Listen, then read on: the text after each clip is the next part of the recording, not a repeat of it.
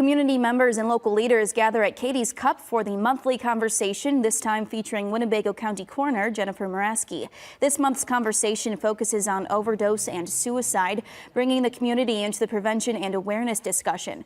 Asking questions and commenting on the topics, community members discover what they can do to battle overdose and suicides. Moraski says increasing community awareness will help save lives.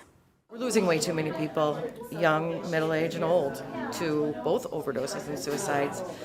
So the more we talk about it, hopefully the more we can come up with some sort of solutions and resources that we can get in front of these people.